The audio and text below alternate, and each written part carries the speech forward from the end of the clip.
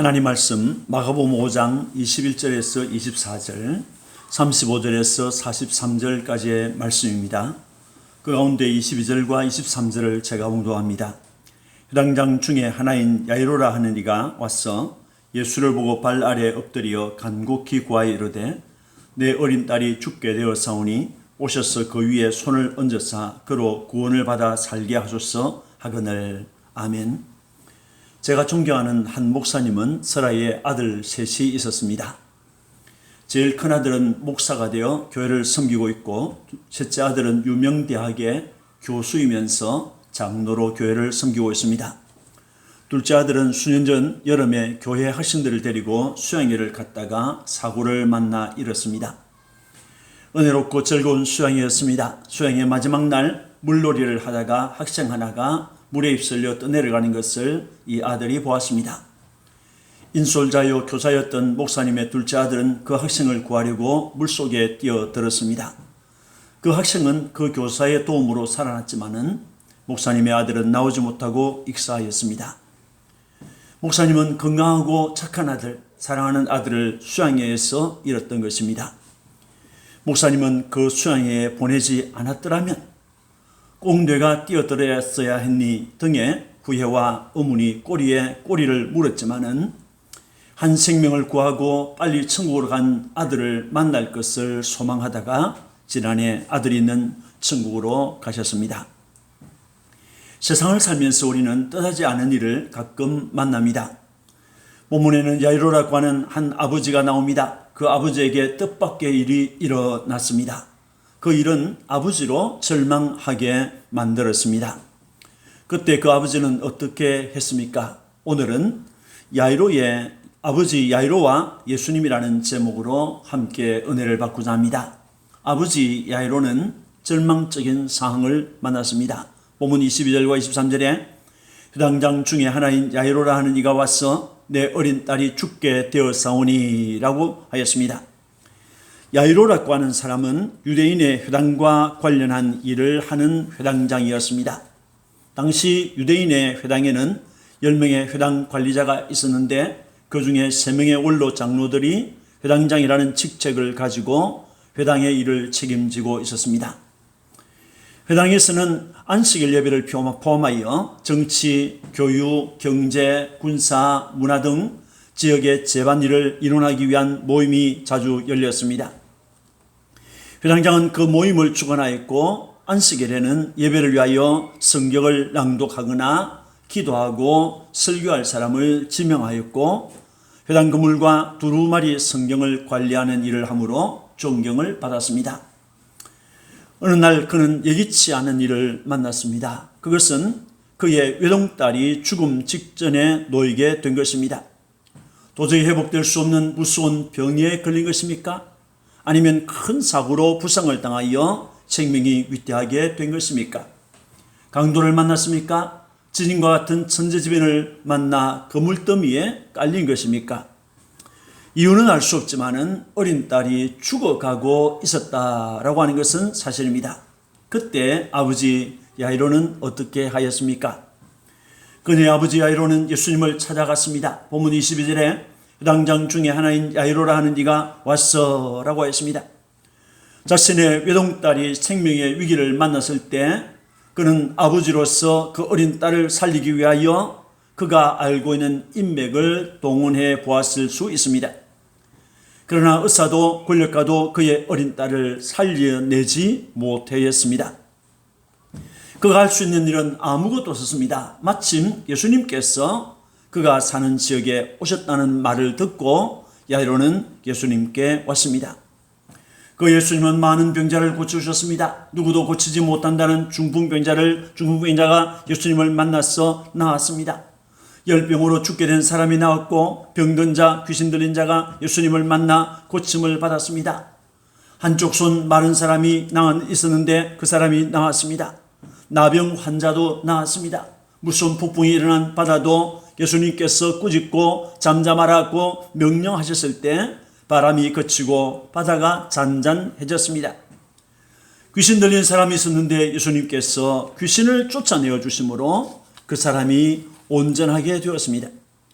이런 이야기와 그가 가르치는 것은 유대의 어떤 선생과는 다르다, 훌륭하다 등의 예수님과 관련된 소문이 퍼지고 있었는데, 야이로도 이러한 소문을 듣고 자신의 외동딸을 살리고 싶어서 예수님께로 왔던 것입니다. 아버지 야이로는 예수님의 발 아래 엎드려서 살려달라고 간곡하게 구하였습니다. 본문 22절과 23절에 회당장 중에 하나인 야이로라 하는 이가 와서 예수를 보고 발 아래 엎드려 간곡히 구하여 이르되 내 어린 딸이 죽게 되었사오니 오셔서 그 위에 손을 얹어서 그로 구원을 받아 살게 하소서 하거늘 이라고 하였습니다. 예수님께 왔던 야이로는 예수님의 발 아래 엎드렸습니다. 그는 신문이나 체면을 귀중하게 생각하는 사람들은 할 수 없는 행동을 했던 것입니다. 예수님의 발 아래 엎드렸다는 것은 자신의 무능함을 고백하는 것입니다. 또 예수님의 발 아래 엎드렸다는 것은 항복하는 자세입니다. 또 이것은 당신을 나의 왕으로, 나의 주인으로 섬기겠습니다 라고 하는 그런 자세가 되겠습니다. 야이로는 간곡하게 구하였습니다. 그는 내 어린 딸이 죽게 되었습니다 라고 하였습니다. 그러니 아버지 야이로는 우리 집에 오셔서 그 아이 위에 손을 얹어서 그 아이로 구원을 받아 살게 하소서라고 하였습니다. 그녀는 12살 된 외동딸이었습니다. 내 어린 딸을 살려달라고 애원했던 것입니다. 아버지 야이로의 어린 딸은 예수님을 만나지도 못하고 죽었습니다. 본문 35절에 아직 예수께서 말씀하실 때에 회당장의 집에서 사람들이 와서 회당장에게 이르되 당신의 딸이 죽었나이다 라고 하였습니다. 어린 딸을 살려달라고 애원하는 야이로를 보신 예수님은 그와 함께 그의 집으로 가고 있었습니다. 1분 1초가 급하였지만은 많은 사람들이 예수님을 따라가며 애워싸 밀고 있었기 때문에 빨리 갈 수 없었습니다. 더욱이 한 여인 때문에 시간은 더 지체되었습니다. 그 여인은 혈루증으로 12년 동안 고생하였습니다. 그 여인이 고침을 받았는데 예수님께서 그녀와 말씀하시는 것 때문에 시간은 자꾸만 흘러갔습니다. 아직 말씀하고 있는데 야이로의 집에서 온 사람들이 그에게 당신의 딸이 죽었습니다 라고 알려주었습니다. 얼마나 슬픈 소식입니까? 그 순간 야이로는 마지막 희망마저 사라져 버리고 얼어붙는 것 같았을 것입니다. 12살 난 어린 소녀의 죽음, 그것은 생명 넘치는 아침에 만난 절망이라고 할 수 있겠습니다. 한창 피어야 할 때 피지 못하고 져버린 꽃과 같습니다. 죽음은 사람의 나이나 학벌이나 재물이나 지위나 인품을 가리지 않고 찾아옵니다. 죽음은 인생을 두렵게 하고 슬프게 하고 절망에 빠지게 만듭니다. 여러분, 아버지 야이로는 절망적인 상황을 만났습니다. 12살밖에 되지 않은 어린 딸이 죽어가고 있었습니다. 생명의 위기를 만난 것입니다. 이때 그녀의 아버지 야이로는 예수님께로 와서 예수님의 발 아래 엎드려 외동딸인 자기 아이를 살려달라고 애원하였습니다. 그러나 예수님께서 그의 집에 도착하기도 전에 그 아이는 죽고 말았습니다. 이것은 딸을 사랑하는 아버지의 가슴을 갈기갈기 찢어놓는 것과 같습니다. 이 세상을 사는 동안 인생은 절망적인 상황을 가끔 만납니다. 어떤 사람은 현대의 의술로는 고칠 수 없는 질병 때문에 절망합니다. 어떤 사람은 사랑하는 이가 죽음에 이른 것 때문에 절망합니다. 사고로 남편을 잃고 아버지를 잃은 것 때문에 절망에 빠집니다. 폭발사고로 신체 일부분을 잃고 절망에 빠져서 통곡하고 있습니다. 돈이 없고 도와줄 사람이 없다는 것 때문에 절망합니다. 예수님을 만난 사람도 절망적인 상황을 만날 수 있습니다. 왜요? 그것이 세상이기 때문에 그렇습니다. 이런 절망을 만났을 때 우리는 어떻게 해야 합니까? 인생의 소망이요 구주이신 예수님께로 나아가야 하는 것입니다. 야이로는 어떻게 했습니까? 인생의 소망이요 구주이신 예수님은 야이로와 함께 그의 집으로 가셨습니다. 본문 24절에 이와 이에 그와 함께 가실새 38절에 유당장의 집에 함께 가사라고 하였습니다. 예수님께 와서 발 아래 엎드려서 어린 딸이 죽어가고 있으니 오셔서 아이를 살려달라고 애원하는 아버지 야이로의 간곡한 요청을 예수님은 외면하지 않았습니다. 그와 함께 그의 집으로 가고 있었습니다. 그런데 그 길에 어떤 여인이 예수님의 옷자락을 만지는 일이 일어났습니다. 그 여인은 12년 동안 혈루증이라는 질병으로 인고의 세월을 보냈습니다. 그녀는 자기의 병 때문에 사람들 앞에 나서거나 사람들이 모인 곳에 가지를 못했습니다.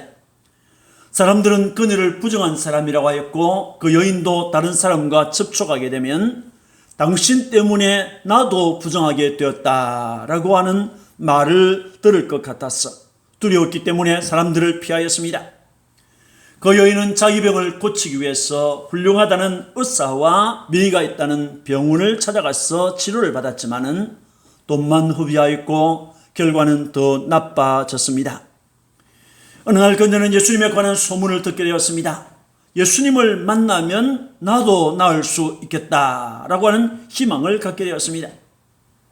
그런데 그 예수님께서 자기 마을에 오셨다는 말을 듣자 그녀는 일어나서 예수님을 만나려고 갔습니다. 그녀는 많은 사람들 틈을 헤집고 예수님께로 갔습니다. 예수님께로 간 그 여인은 예수님의 뒤로 와서 옷자락을 만졌던 것입니다. 그 여인의 마음에는 예수님의 옷에 손을 대기만 하여도 나의 병이 나을 것이라 라고 믿었던 것입니다. 정말 예수님의 옷에 손을 대는 순간 그녀는 자기 병이 나은 것을 깨달았습니다. 바로 그때 예수님께서 걸음을 멈추시고 누가 내 옷에 손을 대었느냐라고 말씀하셨습니다. 많은 사람들 때문에 긴장했던 제 아들은 선생님, 무리가 에워싸 미는 것을 보시면서 이런 상황에서 어떻게 누가 내 옷에 손을 대었느냐고 묻습니까? 라고 말했습니다. 그러자 그 여인은 엎드려 떨면서 자신에게 일어난 일을 말하였습니다.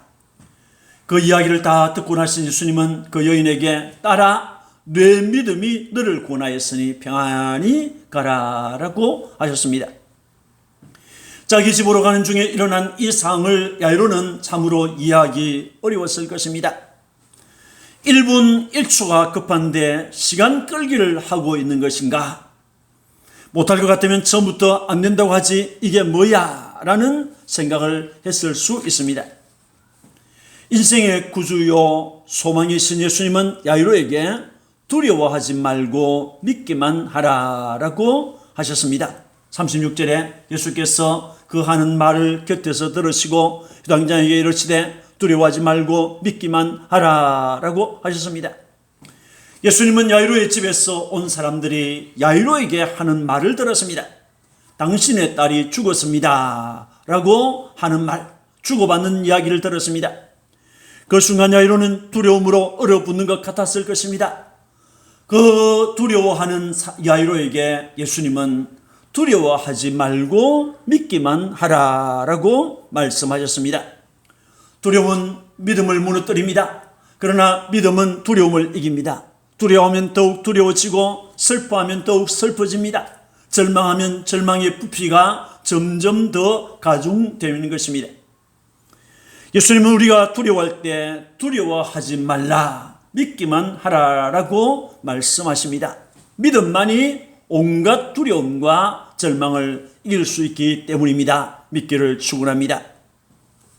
인생의 소망이요 구주이신 예수님은 야이로에게 딸이 구원을 얻으리라고 말씀하셨습니다. 누가복음 8장 50절에 그리하면 딸이 구원을 얻으리라 라고 하였습니다.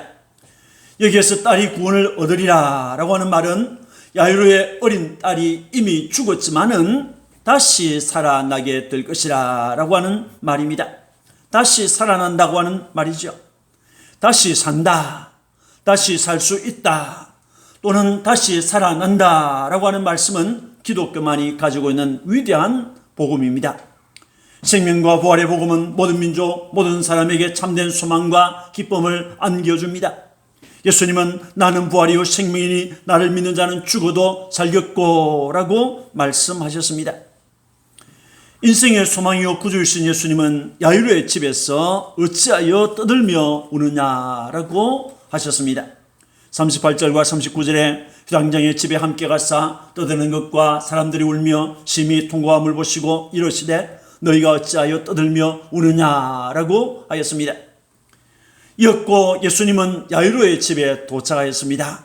예수님은 베드로와 야고보와 요한만을 데리고 야이로의 집으로 들어가셨습니다. 야이로의 집에서는 사람들이 떠들고 있었습니다. 불안과 공포로 인한 소요, 소동을 말하는 것입니다. 또 울며 심히 통곡하였습니다. 피리 부는 자들도 있었습니다. 죽은 어린 딸의 장례를 위한 준비가 진행되고 있었던 것입니다. 어린 딸의 죽음을 애도하는 소리였습니다. 이를 보신 예수님은 아이의 아버지인 야이로와 가족과 울고 있는 사람들에게 너희가 어찌하여 떠들며 우느냐라고 말씀하셨습니다. 피리 부는 자들에게 물러가라고 하셨습니다. 울지 말라고 하신 것입니다. 주님께서 울지 말라고 했습니다. 인생의 소망이요 구주이신 예수님은 이 아이가 죽은 것이 아니라 잔다라고 하셨습니다. 39절에 이 아이가 죽은 것이 아니라 잔다 하시니라고 했습니다. 울지 말라고 하신 것은 아이가 죽은 것이 아니기 때문이었습니다. 자고 있기 때문이었습니다. 기독교에서는 죽음을 모든 것의 끝으로 보지 않습니다. 죽음을 통하여 이 세상의 수고와 활동은 중지되지만은 새로운 세계에서의 삶이 시작되는 것입니다. 세상의 모든 수고와 괴로움과 고통에서 벗어나 안식하는 세계로 들어가는 것이 재림하실 예수 그리스도께서 다시 오시며 이름을 부르실 날을 기다리면서 안식하는 장소로 나아가는 것이 성도의 죽음인 것입니다. 그래서 성경은 예수 안에서 잠자는 자, 그리스도 안에서 잠자는 자라고 했습니다. 주 안에서 죽는 자들은 복이 있도다 라고 하신 것입니다. 주님 안에서 죽는 자가 복이 있다 그랬습니다. 예수님은 그 아이가 죽은 것을 알았습니다. 그러면서도 이 아이가 죽은 것이 아니라 라고 말씀하셨습니다. 자고 있다고 했습니다. 예수님은 나사로가 죽었을 때도 내 친구 나사로가 잠들었도다 라고 했습니다. 스데반이 돌에 맞아 순교했는데 그때 성경은 기록하기를 자니라 라고 하였습니다. 이를 믿지 않기 때문에 사람들은 예수님을 비웃는 것입니다. 잔다고 했습니다.